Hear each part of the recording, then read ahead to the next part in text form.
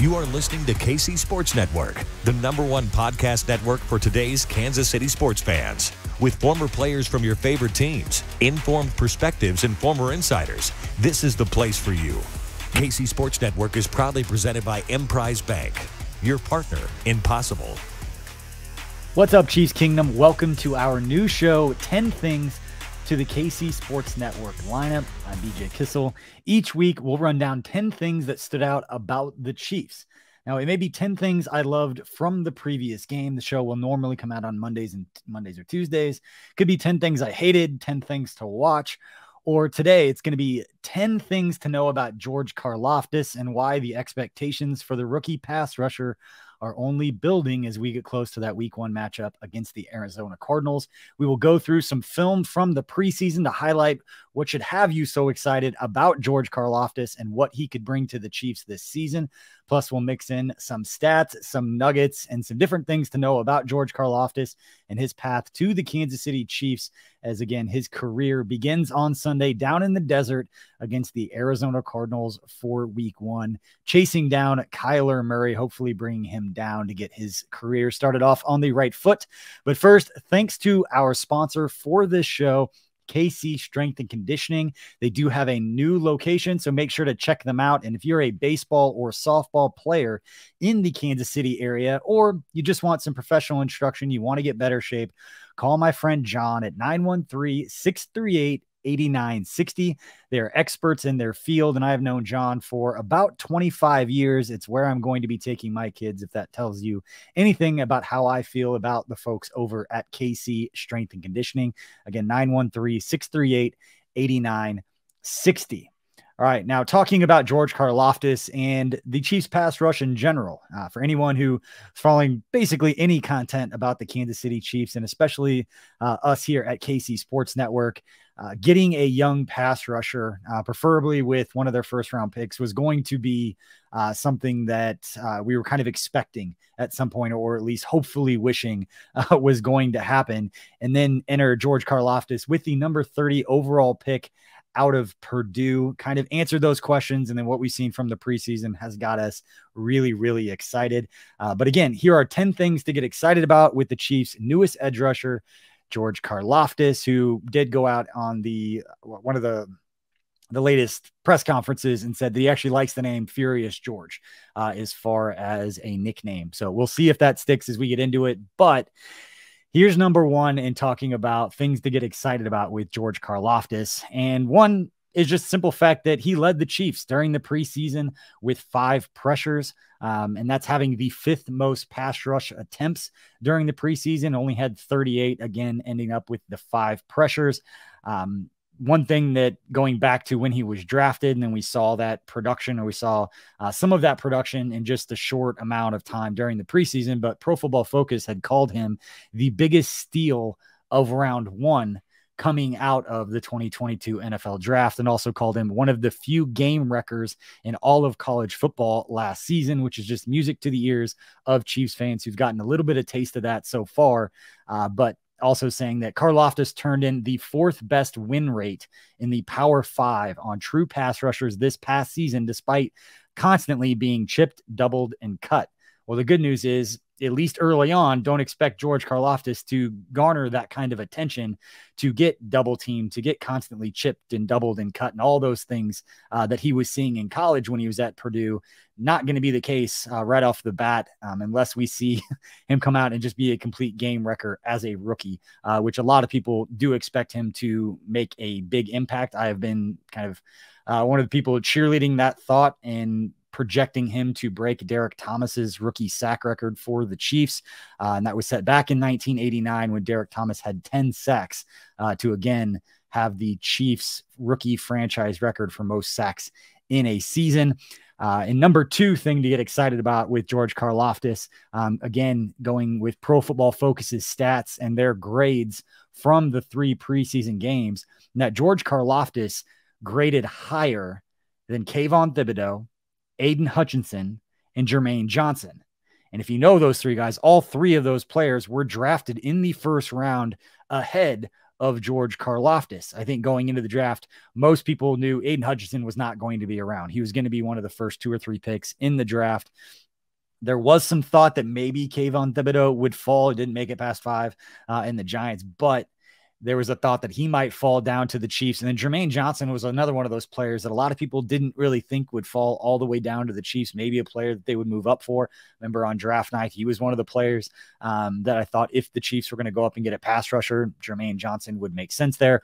Although even before the draft, we have the receipts. I was a George Karlaftis fan because it seemed about where he'd be projected, and like the way that he played and some of the things that we've seen from him in the preseason shows that he's already developed as a pass rusher from an athletic standpoint. And we'll get into that here in a little bit as we're going to take some look at the film right now from the preseason, a handful of plays from George Karlaftis during the preseason to demonstrate these would be numbers 3, 4, and 5 as far as things that you can project or things that players need to excel at the NFL level when it comes to rushing the passer. And when we watch the film here, here's the first play, a 3rd and 11 play against the Chicago Bears in that first preseason game. And this is simply just his change of direction, his ability to get to the top of his rush and turn the corner, not round it off. And, you always say the quickest way to anywhere is a straight line, and the ability for a pass rusher to get to the top of their route, or the top of their rush, I should say,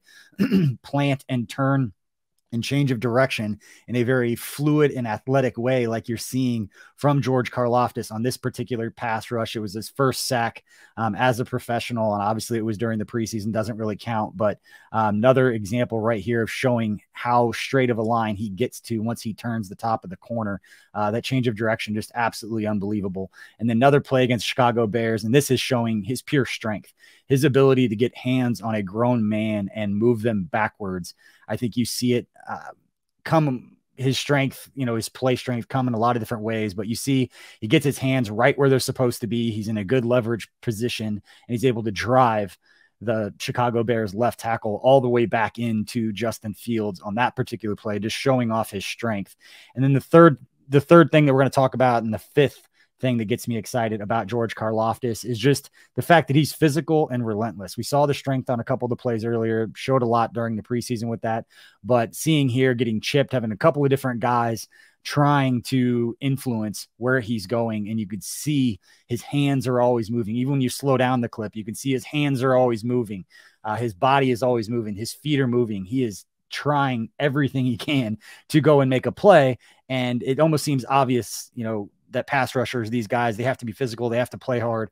But this is just the next level, and it's amazing to see this from a rookie at this point in his career. As we take a look at another play against the Washington Commanders here, where again, fighting off blocks, just showing his play strength, his ability to move bodies. When he gets his hands on somebody, they generally move, which is a great sign for, again, a rookie who it doesn't look like the game is too big for him. It doesn't look like the guys are too strong, that he's outmatched in any kind of way. That's not to say that he's not going to make mistakes, but the game doesn't seem to be too fast for him. The guys don't seem to be too strong. All of those things that you would worry about as a guy getting his first taste of the NFL. And then this final play puts all 3 of the things together. You see the change of direction, you see the athleticism, the strength, and then just the fact that he's physical and he's absolutely relentless. This is the sack for anybody who's listening to the audio. It's a sack against the Washington Commanders where he goes up the field again, just like he did in the Bears game, is able to get his hand right up underneath the offensive lineman. And even when another offensive lineman comes and tries to clear him out, and you have those 2 guys basically double teaming him, he not only withstands the second guy coming and trying to take him off, but he's able to spin out of it and then get the quarterback and bring him down. I think if you want to pick out one play that shows you a little bit of everything about what George Karlaftis is about, his sack against the Washington Commanders, you see the athleticism to get up the field. You see the strength to be able to withstand the other offensive lineman coming when he's engaged with one guy, hits him in the ribs, hits him almost in the back, trying to get him completely washed out of the play. But instead he withstands it, uses his strength, spins off of it. It actually gets held a little bit and is still able to accelerate and then go chase down the quarterback, which was an absolutely unbelievable play. I think this was the one where I was already excited, already bullish on him, but that was the play where it was just like, all right, this dude is different. We're excited about what he could develop into. It's like, this guy is going to make big time plays for the Chiefs this season.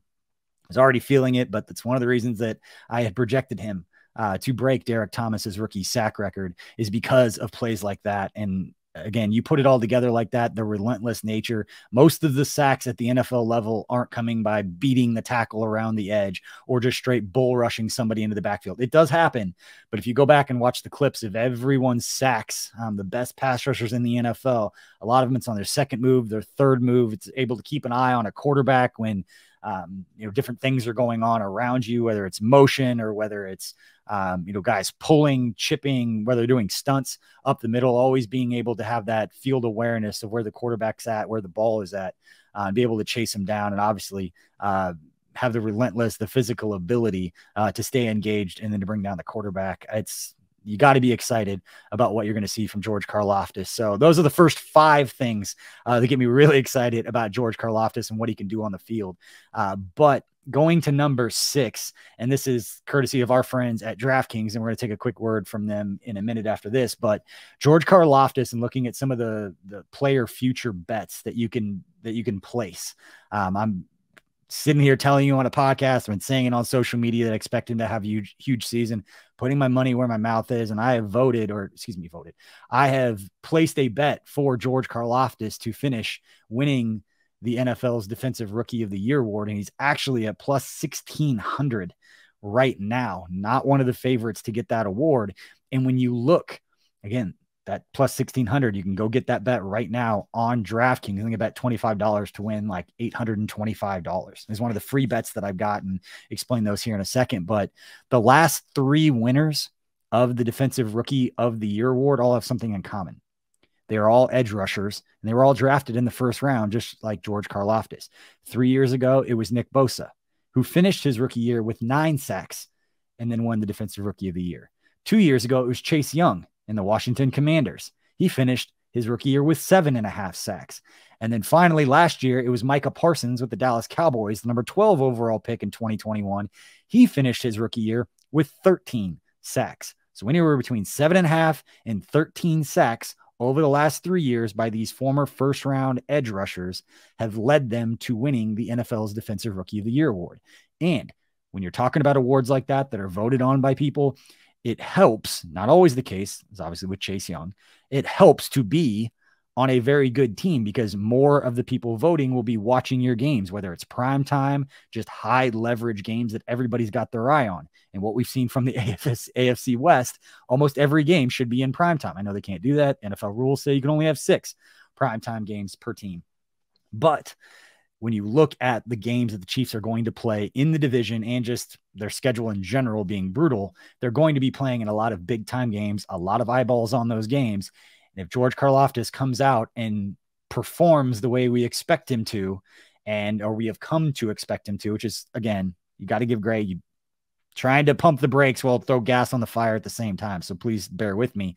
But if he comes out and plays the way that we've seen so far, the way that people are talking about him, and the fact that you've got guys like Chris Jones and Carlos Dunlap and skinny Frank Clark and a very new motivated Frank Clark coming in, George Karlaftis is not immediately going to take a lot of the attention. He's going to have to earn that attention.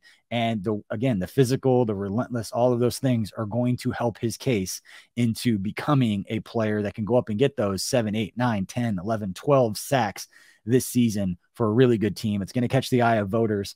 Again, that's why I have placed a bet on George Karlaftis winning the Defensive Rookie of the Year award over on my account at DraftKings. And here's a quick word.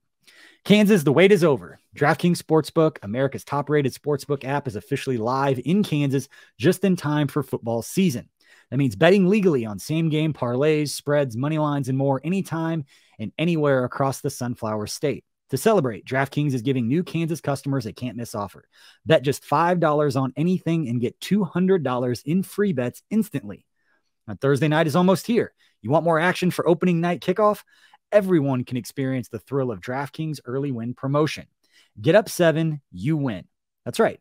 Bet on any pro football team of your choice, and if your team leads by 7 points at any point during that game, you get paid instantly, even if your team loses. Download the DraftKings Sportsbook app now and use promo code KCSN to get $200 in free bets instantly when you place a $5 bet on anything. That's code KCSN only at DraftKings Sportsbook, America's top-rated sportsbook. Gambling problem? Getting help is your best bet. Call 1-800-522-4700. Must be 21 years old. Physically present in Kansas. Eligibility restrictions apply. Bonus issued as free bets. One early win token issued at opt-in. Moneyline bets only. Deposit and wagering restrictions apply. Eligibility and terms at DraftKings.com/Kansas. On behalf of Boot Hill Resort and Casino. All right, let's move to the number 7 thing that you need to know about George Karlaftis. And these last 4 things are less about what's going on in the field and more just about being some interesting nuggets to know. If you didn't catch this right after the draft, some of this stuff is not breaking news or new, but it's out there. It's interesting. And in case you didn't catch it before, here's some interesting things to know about George Karlaftis, the Chiefs' newest pass rusher. He was born in Athens, Greece, and moved to the United States, in more specifically West Lafayette, Indiana. That's actually where his mother grew up. They moved there back in 2014 after George Karlaftis' father had passed away during a work trip.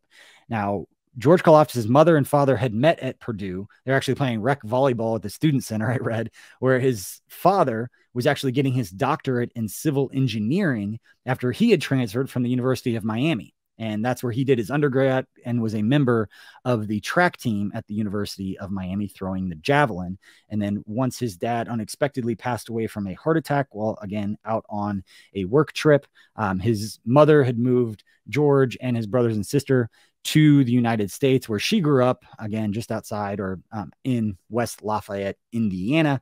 And that's where George Karlaftis started playing football as I believe as an 8th grader, played for a couple weeks. And then once he got into high school, really took to it and was pretty good. But the number 8 most interesting thing or thing to know, I guess, about George Karlaftis is as a kid, he was actually a youth member of Greece's 16 and under national water polo team as a standout goalkeeper. Now, he was on that team, the 16 under team, as a 13-year-old, right before, again, his father unexpectedly passed and his family moved to the United States.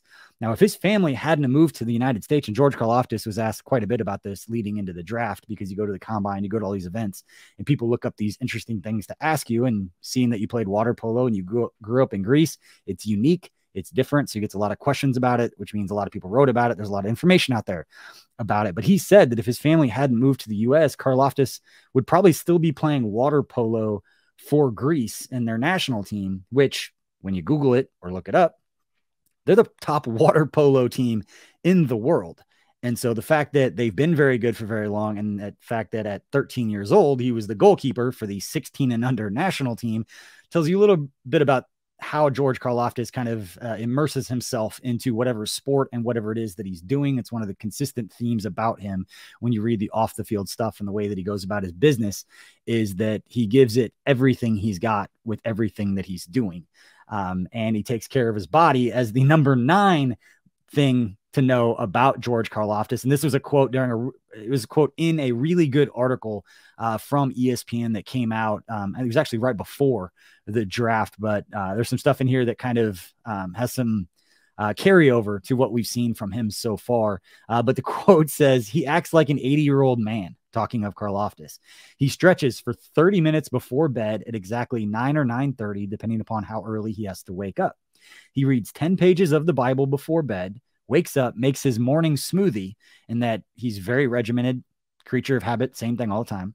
But then he makes sure to get his vegetables and carbs, and he only eats deer and bison and elk, which maybe not abnormal for some, would be very abnormal for me as somebody that's never had deer, bison, or elk. Sorry to my uncle for not having the bison before. I know he's had it, but interesting nuggets about him, and the fact that he's so regimented and he takes care of his body in such a strict kind of way. And again, that the word regimented, it fits with the fact that George Karlaftis had been working with Bobby Stroop, who's the trainer that had trained Patrick Mahomes and Bobby Witt down in Texas when they were prep athletes, and then training them all the way up. So I've jokingly called, Bobby Stroop the Kansas City Kingmaker, because we've seen what Bobby Witt Jr.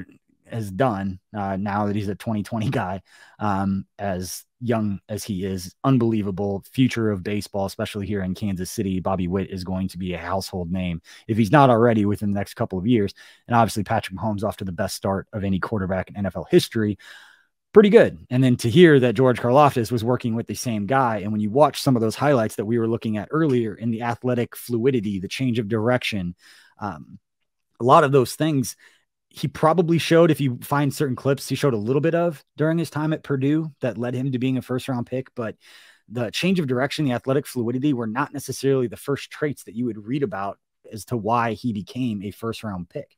And so it's very apparent and very obvious that the work he's doing with Bobby Stroup from the time before the draft and after the draft and getting ready for the season has led him to being a more fluid athlete. And you combine that with the physicality, the just violent way in which he plays in the trenches. And again, we saw them on some of those run plays earlier. I actually saw a quote that I loved from him saying, I love playing against the run, and I can back it up by the fact that I went to the Big Ten. You're going to play against the run in the Big Ten right now. And it's something with his physicality, the strength in his hands and the way that he just moves bodies when he grabs and he pulls and he tugs and all those things. He's got an unbelievable amount of strength, and that's been great to see so far. And the 10th and final thing to leave you with as to why you should be excited about George Karlaftis is simply a quote that I saw that I think would speak to all of Chiefs fans, and something that any player they draft you would want them to say exactly this. And it's one thing to say it. It's another thing to kind of back it up, and your actions backing up the words that you're saying. And we've seen that so far with George Karlaftis, and everything I've read and everything that he said and his coaches have said since he stepped foot in the Chiefs facility would back up that this quote isn't just, for show, and that he backs all of this up.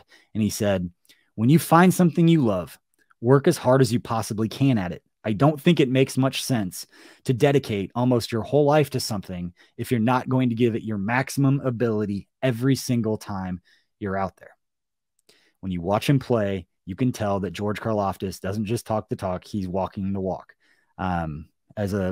The last player that the Chiefs had as a rookie that made a huge impact years ago, and Marcus Peters once famously said, "Don't talk about it, be about it." George Karlaftis has to talk about it because he's being asked the question, but he's also being about it. We've seen that from him on the field in short spurts, again, ranking higher, according to Pro Football Focus's pass rushing grades, than Aiden Hutchinson, Kayvon Thibodeau, and Jermaine Johnson. 3 guys drafted ahead of him in the first round didn't have the same level of pass rush ability during the preseason. Again, according to some of the foremost experts who put these grades out there at Pro Football Focus. Say what you want about their grades. It's not nothing. And it's a reason to be excited. It's a reason to feel good about not just what George Karlaftis can do this year, but the fact that he is under contract for 5 years on a rookie deal during the prime of Patrick Mahomes' career. Brett Veach and his staff have done a phenomenal job, not just with Karlaftis, but the entire rookie class. But Karlaftis playing a high value position that it's very expensive to go and sign these guys in free agency, or giving up draft picks and paying them. I think the Chiefs absolutely struck gold with George Karlaftis. Can't wait to see what he's able to do on Sunday. But I appreciate everybody for listening to this first episode of 10 Things. We will have another one for you later this week. And then after that, it will be a once a week show here at KC Sports Network as we all wait until Sunday for the Chiefs' first game against the Arizona Cardinals down in the desert. We'll have you covered all week and every step of the way, and with our live post-game show as soon as that game is done here at KC Sports Network. We appreciate your time, and we'll catch you next time.